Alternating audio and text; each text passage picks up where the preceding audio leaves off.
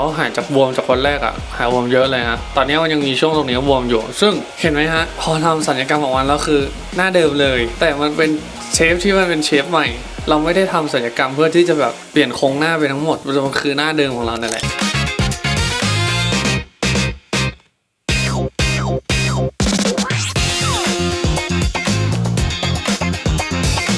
มีคุณป้าพยาบาลเขาจะอายุสูงอายุหน่อยแต่คนบอกเขามือเบามากผมโอ้โล่งใจแล้วแต่พอกำลังจะดึงเฮ้ยดึงไม่ออกผมโอ้ยผมเจ็บแล้วพอก่อนแป๊บนึงบอกเฮ้ยไม่เจ็บหรอกเขาบอกเป็นผู้ชายทำไมร้องจังเลยผมก็โอ้โหผมก็ไม่เคยทำเนาะไม่คิดว่าเจ็บขนาดนี้พอดึงออกปุ๊บโล่งแต่โหเจ็บมากพออีกข้างผมเลยกั้นใจปุ๊บน้ำตาไหลแบบปื๊ดเหมือนร้องไห้แล้วผมเลยแบบโอ้ยโล่งที่แบบเอาไหมที่จมูกออกแต่พออีกวันนึงจะเป็นวันที่ตัดไหมผมรู้สึกว่าอันเนี้ยไม่เจ็บมากทนได้ไม่เจ็บเท่าเอาสำลีออกที่จมูกครับซึ้งได้ตัดกับคุณป้าคนเดิมกลัวตอนแรกแต่พอตัดจมูกไปปุ๊บก็รู้สึกว่าเอ้ยมันเจ็บเพราะเลือดเฉยๆแต่พอไปตรงตาตอนแรกผมกลัวมากพอผ่านไปข้างเสร็จเอ้ยคุณพยาบาลเขาตัดไม่เจ็บเลยผมก็เลยแบบโอเคตาไม่ต้องกลัวมากแค่เกร็งเฉยๆแต่จมูกก็เจ็บผมคิดว่าอันนั้นอ่ะผมรู้แล้วคือกล้องเห็นอยู่คือเขาจะแตะดูเฉยดูข้างนอกว่าฝั่งนี้มันมีเลือดข้างไหมหรือแบบมันตรงไหมถูกไม่ใช่เขาทึกคอยโอ้โหผมแบบผมตัวข้างหลังเลยสุดแบบคุณหมอไหมเขาไม่ให้ตั้งตัวก็เลยแบบตกใจนึงเหมือนแบบลองตรวจโควิดทุกคนเคยตรวจเลยทึกเข้าไปแล้วก็เอาออกมาแต่เขาออกขาเขาเข้าไปแล้วค้างนิดนึงอ่ะก็เลยแบบเสียวอยู่มันเหมือนแบบหายใจไม่ออกคุณหมอบอกผ่าตัดราบรื่นไปด้วยดีทุกอย่างเรียบร้อยหมดแต่หมอกามเร็วมากจับปุ๊บหายเรียบร้อยแต่หมอจมูกอาจจะนานหน่อยเพราะต้องมีสอดท่อเข้าไปดูในรูจมูกว่ามันโอเคไหมแต่ผมรู้สึกว่าโอเคนะเพราะว่าหายใจได้ปกติแค่รู้สึกว่ายังกลัวอะไรไปโดนกับจมูกเฉยๆก็เลยแบบระวังเป็นพิเศษหน่อย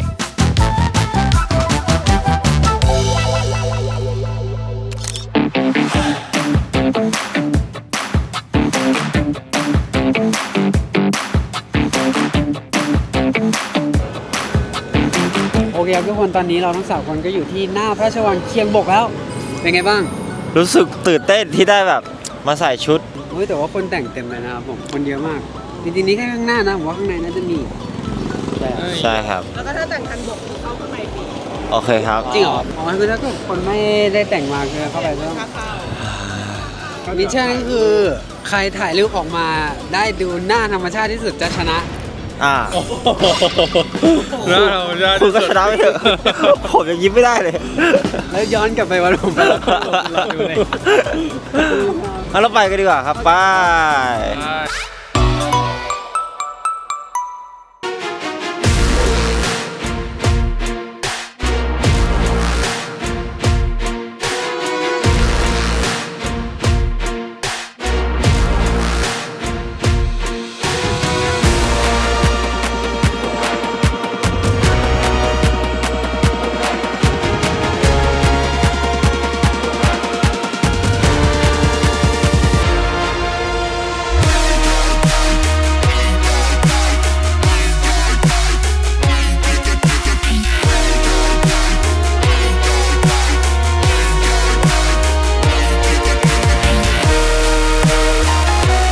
โอเคครับตอนนี้เราก็เที่ยวพระราชวังเคียงบกแบบเดินรอบจนจะครบแล้วก็ถึงเวลาที่เราจะต้องไปที่ไหนนะเดี๋ยวเราไปกันต่อที่น้ำซาน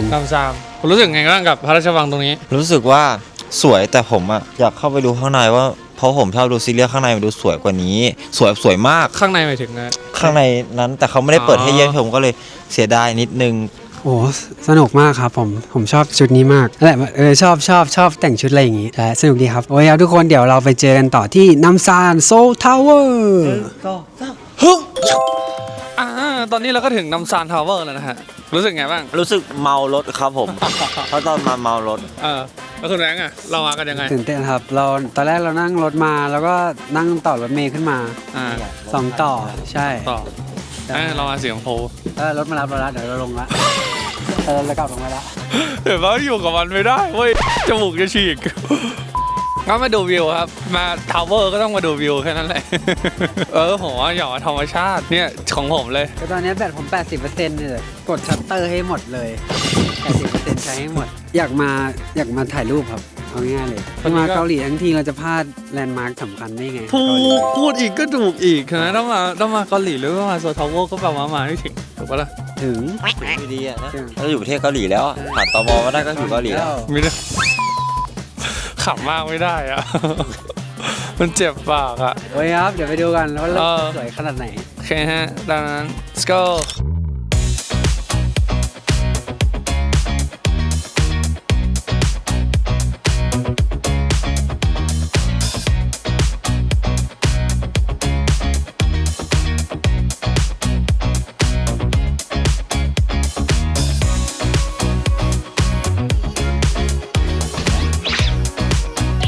ครับผมก็ตอนนี้ก็ทริปเราได้จบลงแล้วสำหรับวันนี้นะครับ รู้สึกไงบ้าง โอ้สนุกมากครับพวงกุญแจก็อยากจะแกะกลับบ้านเลยแต่ว่ามันแกะไม่ได้มันล็อกอยู่ คุณพี่วะ ก็ดีฮะ ชอบเห็นวิวเมืองอยู่แล้ว รู้สึกว่าคุ้มแล้วที่มาถ้าเห็นวิว ใช่ ผมก็รู้สึกสนุกวันนี้ แต่ว่ายังไม่ได้ขึ้นไปบนนู้นเลยนะ พอก่อนน่ากลัวสูงเกินอะไปเจอกันครับผม โอเคครับทุกคนตอนนี้ ผมก็กลับมาถึงห้องเป็นที่เรียบร้อยแล้วนะครับ ก็คือเขาจะให้มาจัดกระเป๋าเอาง่ายๆคือจัดกระเป๋า แต่แบบมีความลับจะบอกว่าจริงๆอ่ะ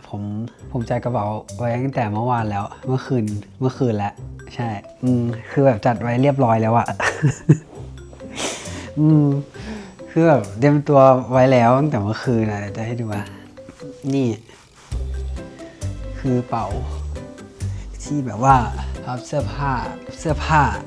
อะไรแบบใส่เป็นที่เรียบร้อยแล้วเหลือแค่แบบว่าปิดกระเป๋าแล้วก็เข็นลงไปขึ้นรถพรุ่งนี้นะครับ ก็ถามว่ายังไงสนุกไหมก็จริงๆก็สนุกนะครับมาเกาหลีจริงๆไม่เคยมาอยู่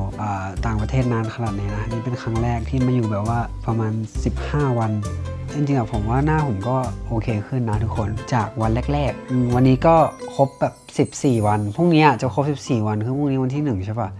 จะครบ14 วันที่แบบได้แบบปรับมา แต่ตอนนี้ก็โอเคขึ้นแล้วครับก็เลยแบบถือกล้องออกกล้องได้เพราะแต่ก่อนอะตอนที่มาร์ทอยู่อะคือผมก็ให้มาร์ทถือซะส่วนใหญ่ให้มาร์ทแบบเป็นคนแบบพูดซะส่วนใหญ่เขาผมอะตอนนั้นแบบมันยังแบบพูดแบบได้ไม่ค่อยเยอะอะไรอย่างเงี้ยมันต้องแบบพยายามขยับหน้าให้น้อยที่สุดนะเพื่อผมจะให้มันหายไวๆโอเคครับทุกคนก็ประมาณนี้แหละไว้เจอกันใหม่วิดีโอหน้าสำหรับวันนี้ราตรีสวัสดิ์ครับผมสวัสดีครับทุกคนบ๊ายบาย หลังการผ่าตัดผ่านไปแล้ว 14 วัน โดยการดูแลอย่างใกล้ชิดของทีมแพทย์ผู้เชี่ยวชาญ วันนี้แบงค์จิได้เดินทางกลับประเทศไทยได้ตามกำหนดการ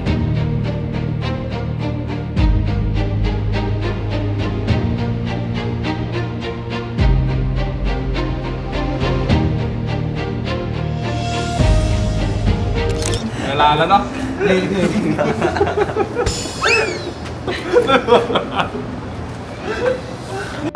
ก็อดใจหน่อยนะไม่ได้อยู่เกาหลีแล้วนะอันนี้คืออะไรมา15 วันใช่ปะมันมา3 วันอ่ะ เหรอ ได้ไปเที่ยว3 วัน นี่แหละนอนพักวันนี้ผมก็จะกลับก่อนนะครับเหลือ2 คนนี้ไป ก็เหลือแค่ให้ผมไปเที่ยวกันพอ เพราะว่า2 วันนี้เขาจะไปทำซิกแพคต่อเขาผ่านตัด อ๋อกลับไทยก็มีแล้วนั่นน่ะผมว่าไม่รู้สึกอะไร ไม่ตอนนี้ไม่รู้สึกอะไรหรอกเขากลับด้วยจะเหงา เหรอนี่พูดเองนะ อันนี้คือมึงเหงา อยู่คนเดียว25 วันนี้เท่าไหร่เนาะ7 วันร้อย แต่ผมก็ยิงเรื่องอยู่ไอ้สองคนเนี่ยมันไม่สนุกถ้ามีหลายคนไง โอเค นี่ย โอเคก็จะได้ คือคนยิ่งน้อยยิ่งไม่สนุก เยอะโอเค ก็รู้สึกว่าอาจจะไม่สนุกเท่าเดิมว่าคนสมาชิกมันหายไป ใช่ครับ แล้วก็ไม่มีคนพาไปกินของอร่อยแล้ว ก็ไปเจอกันนะครับทุกคน หลังจากนี้ก็จะไม่มีผมที่เกาหลีแล้วก็ไป2 คนนี้แทน ก็จะเศร้าหน่อย ก็วันๆก็ไม่น่าทำอะไรหรอกไปหาแต่เดินกินเดินอะไร มันก็ต้องเป็นอย่างนั้นแหละ มันจะมีอะไรให้เรานอกจากเดินกินเดินอะไรเรา ครับก็ประมาณนี้ครับทุกคน และเรายังเหลือวอร์มและพิวเป็น 2 คนสุดท้าย ที่ยังต้องรอเช็คอัพจากทีมแพทย์ ก่อนเดินทางกลับตามกำหนดการของพวกเขา ก็ซึ้งทุกรอบครับน้ำตาไหลทุกรอบ เจ็บนิดหน่อยแต่ว่าพยาบาลเขาเช ช็คละเอียดดีใช่ก็รอตัดไหมในปากวันพรุ่งนี้เพราะว่าหมอเขายังไม่ให้ตัดวันนี้ถ้าไม่ได้คุยดีกว่าเขามาจับปุ๊บเขาบอกการผ่าตัดรับรื่นไปด้วยดีแล้วก็โครงหน้าก็เปลี่ยนแปลงไปในทิศทางที่ดี แล้วก็เปลี่ยนแปลงไปเยอะอยู่เหมือนกันแต่ตอนแรกมันแบบการมันคนเราจะไม่เท่านี้แบบบูยื่นออกมานี่มันปุ๊บเหมือนโดนตัดแบบโชะอย่างนี้เลยก็ดูสวยขึ้นก็รอประมาณ3 เดือนเนี่ยเขาบอกจะยุบแต่ตอนนี้ก็เขาบอกว่ายุบลงไปเยอะแล้ว โอ้รู้สึกโล่งเลยฮะรู้สึกว่ามันแบบตอนแรกมันเหมือนมันล้างไว้อ่ะพอตอนนี้ก็รู้สึกแบบหายใจอะไรง่ายขึ้นพอพยายามก็เอาเขาเรียกว่าน้ำมูกออกก็ได้อย่างเงี้ยก็หายใจโล่งขึ้นมากชอบคุณหมอข้างหน้ามากเลยพอเจอเขารู้สึกว่าเฮ้ยหน้าเราอ่ะจาก CT สแกนนะแบบตอนแรกโอ้โหมันแบบปึ๊บอย่างเงี้ยมันแบบกระดูกมันหายไปหมดเลยมันรู้สึกว่าหน้ามันเข้ากรอบมากขึ้นแบบเป๊ะมากขึ้นมุมแต่ละมุมโอเคมากขึ้นตอนนี้ก็เหลือแค่ให้มันหายบวมแล้วก็เหลือจมูกที่ยังบวมหน้าก็ยังบวมอยู่ตาก็ยังบวมเพราะง่ายคือต้องรอจนกว่ามันเข้าที่แบบ3-6 เดือนอย่างเงี้ยซึ่งยาวอาจจะยาวเป็นปีเลยก่อนมันจะเข้าที่วันนี้ก็เป็นวันก่อนวันกลับแล้วน่าจะร้องไห้อีกรอบหนึ่งในการตัดไหมแต่ก็รู้สึกดีที่มันเสร็จหมดเรียบร้อยแล้วทั้งหน้าตัดไหมออกก็น่าจะโล่งขึ้นส่วนคุณก็เหมือนกันเราก็ในปากเหมือนกันใช่ก็น่าจะโล่งน้ำตาก็น่าจะไหลอีกรอบเมื่อคืนจัดกระเป๋าก็ต้องจัดสัก 2-3 รอบอ่ะอันนู้นเข้าอันนี้เข้านู้นแบบเอาที่มันเข้าใบใหญ่ได้ใบเล็กจะได้แบบเหลือพื้นที่นิดนึงแต่สรุปแล้วก็ไม่เหลือเลยต้องมาใส่กระเป๋าใบเล็กอันนี้อีกทีนึงแล้วคุณล่ะผมก็คิดว่ายังไงก็พออยู่แล้วครับก็เลยแบบว่าไม่ได้ซีเรียสมากเพราะว่าไม่ได้ซื้อของเยอะรู้สึกไงบ้างมันก็รู้สึกใจหายครับเพราะว่าแบบมาต่างประเทศครั้งแรกแล้วว่าแบบยาวเนาะยาวมันไม่เคยมานานขนาดเนี้ยใจหายเหมือนกัน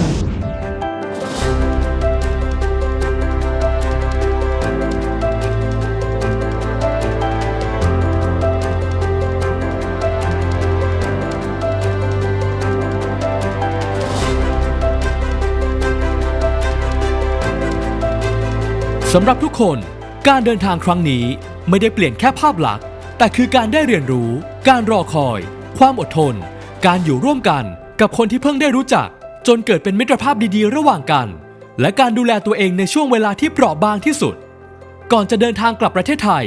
แต่ละคนต่างเก็บเกี่ยวความรู้สึกตลอดระยะเวลาทั้งโปรเจกต์เอาไว้14 วันที่ผ่านมาผมก็รู้สึกว่าดีใจที่ชนะรายการนี้แล้วก็ได้มากับเจอพี่ๆทีมงานพี่ทีมงานก็น่ารักแล้วก็ดีใจที่ทุกอย่างราบรื่นผ่านไปด้วยดีก็รู้สึกว่าการผ่าตัดผ่านไปด้วยดีรู้สึกดีใจตรงนี้ด้วยแล้วก็เป็นการมาต่างประเทศที่นานมากวันแรกรู้สึกว่าตื่นเต้นเวลาผ่านไปช้ามากพอมาเกาหลีครั้งแรกเลยครับก็เลยรู้สึกแบบตื่นเต้นกับตรงนั้นมากกว่าแต่ไม่ได้ตื่นเต้นเรื่องศัลยกรรมแต่ตอนศัลยกรรมอะตื่นเต้นแค่วันเดียวจริงคือตอนที่กดลิฟต์ชั้น12ชั้นที่2คือชั้นผ่าตัดค่ะนั่นแหละฮะแต่พอเสร็จปั๊บมันก็ผ่านมาได้ด้วยดีก็เลยแบบว่าโอเคแฮปปี้ก็ขอบคุณทาง DA ด้วยที่แบบดูแลพวกผมเป็นอย่างดีแล้วก็มีทักมาเดินทางปลอดภัยด้วยขอบคุณมากครับผมขอบคุณ DA มากเลยครับก็จะดูแลรักษาแล้วก็ถ่ายอัปเดตติดตามอาการให้เรื่อยๆนะครับตั้งแต่วันแรกเลยขอบคุณเรื่องที่พักทาง DA ที่ซัพพอร์ตอย่างดีมากทาง DA ก็ซัพพอร์ตเรื่องการเดินทางแบบไปไหนมาไหนก็ช่วยเยอะพอสมควรเทคแคร์ดูแลตอนไปถึงโรงพยาบาลก็ดูแลเทคแคร์ดีมากพี่ๆเขาดูแลอย่างดีโดยเฉพาะพี่เจนครับผมขอบคุณพี่พยาบาลและคุณหมอเลยนะครับแล้วก็พี่เจนที่แบบว่าเขาเรียกว่าอะไรหา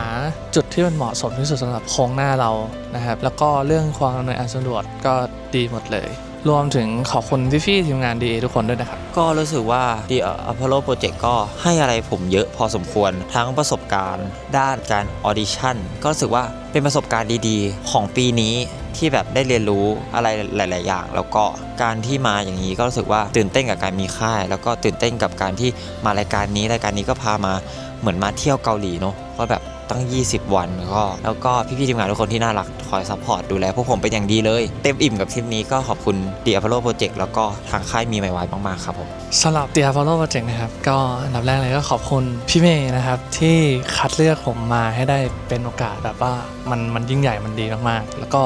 พี่ๆทีมงานทุกคนนะครับที่มีส่วนช่วยในการตัดสินอย่างเงี้ยครับหลังจากที่รับโอกาสแล้วผมก็พยายามจะรักษาตัวปรับปรุงบุคลิกภาพไม่ว่าจะเป็นทางด้านหน้าตารูปลักษณ์การวางตัวการใช้ชีวิตอะไรต่างๆจะตั้งใจทำงานครับก็จะไม่ทำให้พี่ๆผิดหวังและเดือดร้อนนะครับขอฝากตัวด้วยนะครับขอบคุณที่เลือกพวกผมด้วยนะครับก็หลังจากนี้ก็ฝากติดตามผลงานพวกผมกันด้วยนะครับทางค่ายมีไมวายหลังจากนี้มีผลงานอะไรก็ฝากติดตามพวกผมกันด้วยนะครับผมครับไว้เจอกันครับผมการเดินทางครั้งนี้ ไม่ได้เปลี่ยนแค่รูปลักษณ์ภายนอกแต่ค่อยๆเปลี่ยนมุมมองของพวกเขาจากวันแรกจนถึงวันนี้ที่ทุกคนได้เรียนรู้การรอคอยมิตรภาพและการก้าวผ่านช่วงเวลาสำคัญไปด้วยกันแม้ว่าจะต้องแยกย้ายกันแต่เรื่องราวของพวกเขายังไม่จบลงในตอนต่อไป3 เดือนหลังจากนี้เราจะได้เห็นผลลัพธ์ของการเปลี่ยนแปลงทั้งหมดผ่านภาพก่อนหลังการถ่ายโปรไฟล์ใหม่และบทสัมภาษณ์ที่จะเปิดเผยว่าการเดินทางครั้งนี้ได้เปลี่ยนพวกเขาไปไกลแค่ไหนติดตามบทสรุปของรายการ The Apollo Project ได้ในวันศุกร์ที่ 13 มีนาคม 2569 และไม่พลาดทุกการเคลื่อนไหวติดตามข่าวสารได้ทุกช่องทางโซเชียลมีเดียของ The Apollo Project และ Me My Why Official